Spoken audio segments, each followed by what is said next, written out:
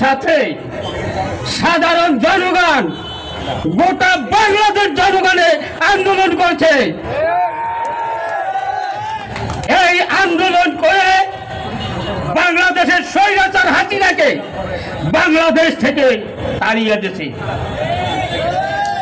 বাংলাদেশ থেকে তো তাড়িয়ে দিয়েছে শেখ হাসিনাকে, আর দোসররা এখনো বাংলাদেশে ঘুরতেছে।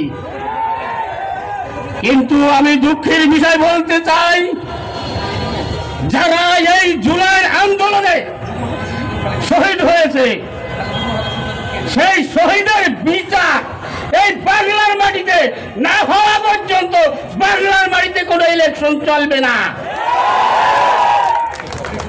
তাই আমি বলতে চাই, আমরা সাধারণ জনগণ, বাংলার জনগণ, বাতে মাছের জঙ্গল বাঙালি, বাতে মাছের বাঙালি। আমরা সরকার উঠাইতেও পারি, নামাইতেও পারি।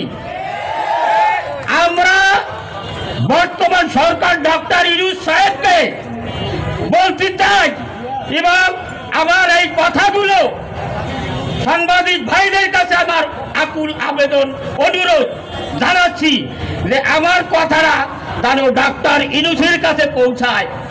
যত সময় পর্যন্ত এই বাংলাদেশের স্বৈরাচারদেরকে বিচার না হবে এত সময় কোনো ইলেকশন চলবে না। 17 বছর আপনারা কি আঙ্গুল চড়ছেন, এখন আপনারা ইলেকশন নিয়ে লাফালাফি করতেছেন। কারণটা কোথায়? আপনারা এখন লুডো খাওয়াই এই ধান্দাটা আপনাকে যাইতেছে না। এই ধান্দাটা আপনারা কমান বাংলাদেশের সব জনগণ কাঁধে কাঁধে মিলে আপনারা দেশকে শান্ত করে।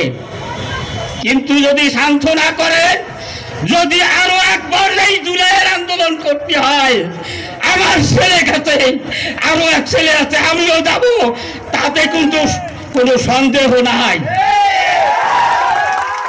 কিন্তু দুঃখের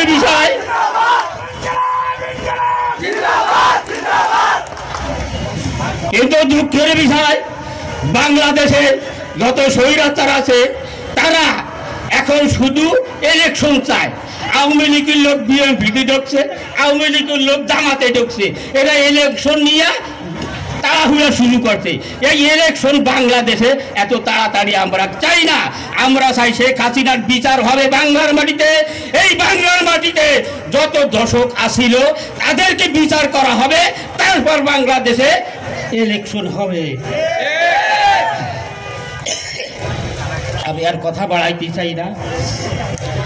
আসসালামু আলাইকুম ওয়া রাহমাতুল্লাহি ওয়া বারাকাতুহু।